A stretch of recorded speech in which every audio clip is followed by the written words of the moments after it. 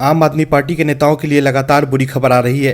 Party के नेता एक एक कर फंसते जा रहे हैं। आम आदमी पार्टी के मुखिया अरविंद केजरीवाल भी अब चौतरफा घिरते जा रहे हैं। ईडी की कार्रवाई से लेकर दिल्ली में प्रदूषण के मामले में केजरीवाल पहले से ही सवालों के घेरे में है। वहीं अब एक दूसरे मामले में भी केजरीवाल की मुसीबत कम होने का नाम नहीं ले रही है। हर जगह कहीं कोर्ट तो कहीं ईडी तो कहीं सीबीआई केजरीवाल के खिलाफ जांच चल रही है। केजरीवाल की आदत है कि वो अपने विरोधियों पर आरोप खूब लगाते हैं, लेकिन उसका उनके पास कोई ठोस सबूत नहीं होता है। केजरीवाल की इस आदत की वजह से वो बीजेपी के नेताओं से माफी भी मांग चुके हैं।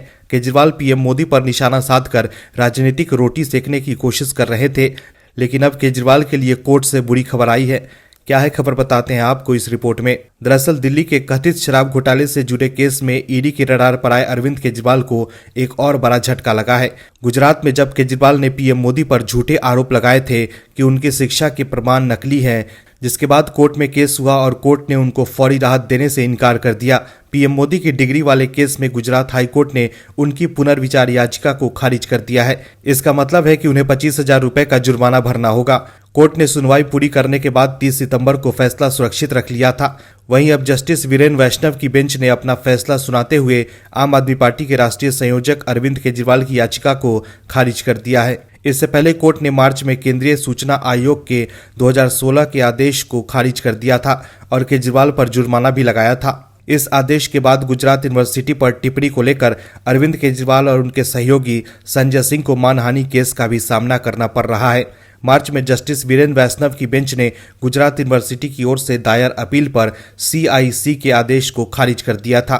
दरअसल सीआईसी ने गुजरात यूनिवर्सिटी से कहा था कि पीएम मोदी की एमए की डिग्री केजरीवाल के साथ साझा की जाए, लेकिन कोर्ट ने न सिर्फ डिग्री जारी करने पर रोक लगाई थी, बल्कि दिल्ली के मुख्यमंत्री अरविंद केजरीवाल पर 25,000 रुपए का जुर्माना भी लगाया था। वहीं केजरीवाल ने कोर्ट के आदेश की समीक्षा की गुजारिश करते हुए दलील दी थी कि यूनिवर्सिटी के दावे के उलट पीएम मोदी की डिग्री ऑनलाइन उपलब्ध नहीं है, वेबसाइट पर कोई जानकारी उपलब्ध नहीं है।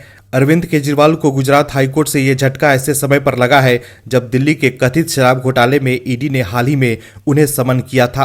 गुजरात यूनिवर्सिटी ने आरोप लगाया है कि दोनों नेताओं ने यूनिवर्सिटी के खिलाफ अपमानजनक बयान दिया और यूनिवर्सिटी की छवि को नुकसान पहुंचाया। यूनिवर्सिटी ने आप के दोनों नेताओं अरविंद केजरीवाल और संजय सिंह के खिलाफ मानहानि का मुकदमा कर दिया था। वहीं अरविंद केजरीवाल ने हाईकोर्ट के आदेश के खिलाफ पुनर्विचार याचिका दायर की थी, जिसे अब हाईकोर्ट ने खारिज कर दिया है। तो देखा आपने कैसे पीएम मोदी से भिड़ने के चक्कर में केजरीवाल को एक और बड़ा झटका लगा है। आम आदमी पार्टी की मुश्किलें बढ़ती जा रही है। आप नेताओं के खिलाफ ईडी की कार्रवाई जारी है। इस बीच केजरीवाल अब नए मुसीबत में फंस गए हैं। केजरीवाल बड़े बड़े दावे करते हैं, लेकिन काम करने की बारी आती है तो उनकी सरकार की पोल खुल जाती है। दिल्ली के सीएम अरविंद केजरीवाल हो या उनके मित्र और पंजाब के सीएम भगवंत मान, दोनों के ही हालात समान ही हैं, क्योंकि मान को भी ट्रेनिंग तो केजरीवाल ने ही दी है। केजरीवाल ही मान को राजनीति में लेकर आए थे, तो भगवंत मान भी वही कर रहे हैं। दिल्ली पूरी तरह से गैस चैम्बर में तब्दील हो गई है।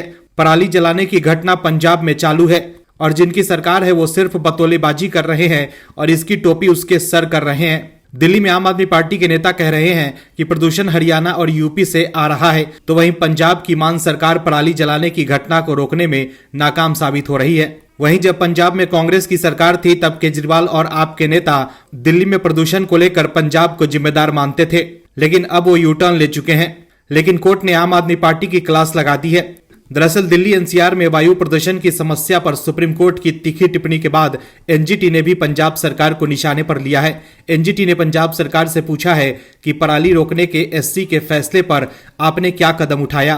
क्या आप सुप्रीम कोर्ट के आदेश का पालन कर रहे हैं? आदेश पर कोई अमल किया गया या नहीं? इस पर पंजाब सरकार ने कहा कि कई कदम उठाए गए हैं, अधिकारियों को निर्देश दिए गए हैं। एनजीटी ने कहा कि सुप्रीम कोर्ट ने अधिकारियों की नियुक्ति या निर्देश देने का आदेश नहीं दिया है, कदम तो बहुत दिन से उठा रहे हैं। सुप्रीम कोर्ट ने आदेश पारित किया था, आज क्या स्थिति है बताइए। एनजीटी ने कहा कि हम पराली जलाने की घटना को लेकर चिंतित हैं। हमारे पास सैटेलाइट तस्वीर है, पूरा इलाका रेड जोन बना हुआ है। ये हाल सुप्रीम कोर्ट के आदेश के बाद का है। एनजीटी ने कहा कि आप सुप्रीम कोर्ट के आदेश के बाद भी कुछ भी नहीं कर रहे हैं। हमारा हर मिनट बहुत कीमती है, क्योंकि हम हर पल सांस ले रहे हैं। एनजीटी ने पंजाब सरकार पर सख्त टिप्पणी करते हुए कहा कि अगर आपकी नियत होगी तो आप इसको रोकेंगे। वहीं एनजीटी की टिप्पणी के बाद पंजाब सरकार ने एक दिन का समय मांगा। इस पर एनजीटी ने सवाल किया कि क्या कल हालात आज से बेहतर होंगे। एनजीटी ने कहा कि आपके साथ यही समस्या है, आपको कुछ नहीं पता है। जब तक आपको जमीन के मालिक के बारे में जानकारी नहीं होगी तब तक आप एक्शन कैसे लेंगे। वहीं पंजाब के सेक्रेटरी ने कहा कि सरकार ने दिशा निर्देश जारी किया, एसएचओ को निर्देश जारी किया गया है, टीमों को जमीन पर उतारा गया है, पराली जलाने पर 13 एफआईआर दर्ज की गई है। तो देखा आपने कैसे प्रदूषण को लेकर आम आदमी पार्टी के खिलाफ सुप्रीम कोर्ट और एनजीटी ने नाराजगी जाहिर की है। चुनाव के वक्त तो केजरीवाल के पास प्रदूषण से लेकर हर समस्या का समाधान होता है, लेकिन चुनाव के बाद जब काम करने की बारी आती है तो आपके नेता दूसरों पर ठीकरा फोड़कर बचने की कोशिश करते हैं। हालांकि अब देखना होगा कि सुप्रीम कोर्ट और एनजीटी की टिप्पणी के बाद क्या पराली जलाने की घटना में कमी आती है या नहीं। आम आदमी पार्टी के नेता यूटर्न लेने में माहिर हैं। अपने बयान से पलटी मारकर आपके नेता बचने की कोशिश करते हैं, लेकिन पार्टी की दाल नहीं गल रही है। अब तो सुप्रीम कोर्ट भी आम आदमी पार्टी से हैरान है। कुछ दिनों में अरविंद केजरीवाल और उनके दल के नेताओं का नाम बदलकर गजनी कर देने की जरूरत है।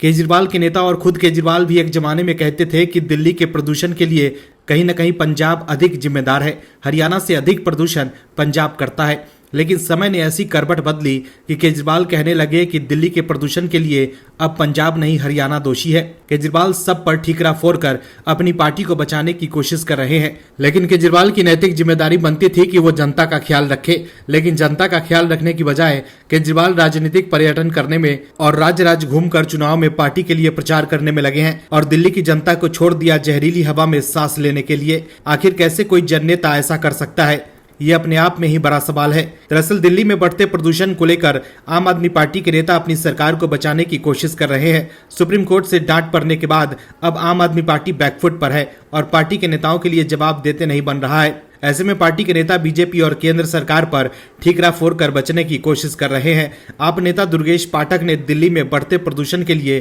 केंद्र सरकार और हरियाणा सरकार को जिम्मेदार ठहराया है। दुर्गेश पाठक ने कहा कि सुप्रीम कोर्ट के आदेश से भी साफ हो गया है कि दिल्ली में प्रदूषण की परेशानी का हल करना केंद्र सरकार के कैबिनेट सचिव की जिम्मेदारी है। कोर्ट ने उन्हें आदेश दिया है कि वो दिन प्रतिदिन के स्तर पर दिल्ली के प्रदूषण समस्या का समाधान करें, लेकिन इसके बाद भी देश के पर्यावरण मंत्री चुनावी सभा करने में व्यस्त हैं। वहीं हरियाणा के सीएम मनोहर लाल खट्टर कोई कार्रवाई नहीं कर रहे हैं। आप नेता दुर्गेश पाठक ने कहा कि दिल्ली और उसके आसपास के सभी जगहों पर वायु प्रदूषण के काले बादल छाए हुए हैं। ऐसे समय में जब केंद्र सरकार और उनकी सभी एजेंसी को 24 घंटे काम करना चाहिए, उस समय देश के पर्यावरण मंत्री मध्य प्रदेश और राजस्थान में चुनावी सभा करने में व्यस्त हैं। उन्होंने जनता को अपने हाल पर छोड़ दिया है। उन्होंने कहा कि हम सुप्रीम कोर्ट का धन्यवाद करते हैं कि उन्होंने आदेश दिया है कि कैबिनेट सचिव की जिम्मेदारी है कि वो दिन प्रतिदिन के स्तर पर प्रदूषण की समस्या का समाधान करें। आप अपनी जिम्मेदारियों से भाग नहीं सकते हैं। दुर्गेश पाठक ने कहा कि पंजाब सरकार ने कल अपने हलफनामे में बताया कि पराली को नष्ट करने वाली मशीनों की कीमत काफी ज्यादा है। पंजाब सरकार मशीन की खरीद पर किसानों को सब्सिडी देने के लिए तैयार है, लेकिन केंद्र सरकार कोई मदद नहीं कर रही है। कोर्ट ने कहा कि केंद्र सरकार को बिल्कुल इसमें 50% की मदद करनी चाहिए। तो देखा आपने कैसे आपके नेता अब अपने बयान से पलट चुके हैं। चुनाव से पहले केजरीवाल कहते थे कि वो दिल्ली से प्रदूषण को खत्म कर देंगे, लेकिन अब केजरीवाल और उनके नेता बात बना रहे हैं। और केजरीवाल जब प्रदूषण को रोकने में फेल हो रहे हैं, तब सुप्रीम कोर्ट को भी इस मामले पर एक्शन में आना पड़ा। टीएमसी सांसद महुआ मोइत्रा की मुसीबत बढ़ने वाली है। महुआ मोइत्रा इस बार बुरी तरह से फंस गई है। महुआ मोइत्रा पीएम मोदी पर निशाना साधने के लिए अडानी को टारगेट कर रही थी, लेकिन खुलासे के बाद अब बुरी तरह से फंस गई है। महुआ मोइत्रा बचने की बहुत कोशिश कर रही थी, लेकिन ऐसा लग रहा है जैसे महुआ का बचना अब मुश्किल हो गया है। बीजेपी भी महुआ मोइत्रा के खिलाफ एक्शन में है और महुआ की आफत बढ़ती जा रही है, क्योंकि पैसा लेकर सवाल पूछने के आरोप में लोकपाल ने महुआ के खिलाफ सीबीआई जांच की अनुशंसा कर दी है, जिसकी जानकारी बीजेपी सांसद निशिकांत दुबे ने दी है। जिसके बाद से ऐसा लग रहा है कि टीएमसी सांसद महुआ मोइत्रा ये खबर बर्दाश्त नहीं कर पा रही हैं और बेसुध होकर उल जरूल बयानबाजी करने लगी हैं। अगर सही मायने में पूछे तो महुआ ने अपनी बयानों से सारी मर्यादा तोड़ गई और खुद संवैधानिक पद पर होते हुए एक संवैधानिक संस्था की मर्यादा को तार तार करने में कोई कसर नहीं छोड़ी। दरअसल संसद में कैश लेकर सवाल पूछने के मामले में महुआ मोइत्रा के खिलाफ सीबीआई जांच का आदेश दिया गया है। लोकपाल ने महुआ मोइत्रा के खिलाफ जांच का आदेश दिया है। महुआ मोइत्रा पर लगे आरोपों को भ्रष्टाचार का मामला माना गया है और उसकी गहनता से जांच के लिए ही सीबीआई जांच का फैसला लिया गया है। जिसके बाद बीजेपी सांसद निशिकांत दुबे ने कहा कि मेरी शिकायत पर लोकपाल ने महुआ के खिलाफ जांच का आदेश दिया है। महुआ मोइत्रा पर गौतम अडानी ग्रुप को लेकर संसद में पैसे लेकर सवाल पूछने का आरोप है। इस संबंध में निशिकांत दुबे ने स्पीकर ओम बिरला को शिकायत भेजी थी। निशिकांत दुबे के दावे पर महुआ मोइत्रा की भी नींद उड़ गई है और सीबीआई जांच की खबर के बाद महुआ ने ट्वीट कर लिखा कि एजेंसी का स्वागत है, आइए और मेरे जूते गिनिए। इस मामले में संसद की एथिक्स कमेटी ने निशिकांत दुबे और महुआ मोइत्रा के पूर्व पार्टनर जय आनंद देहदराई से पूछताछ की थी।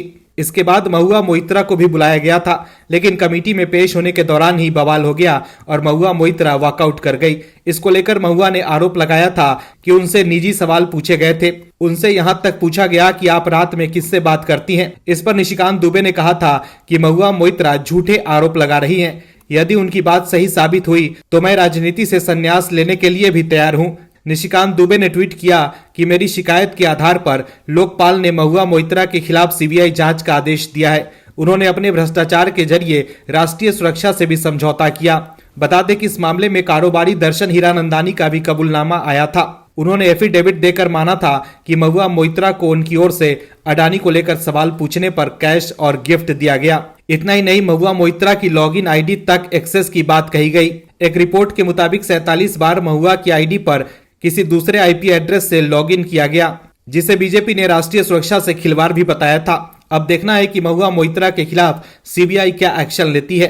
Bureau report, OMH news. और भी वीडियोस देखने के लिए चैनल को सब्सक्राइब करें और बेल आइकन को दबाएं।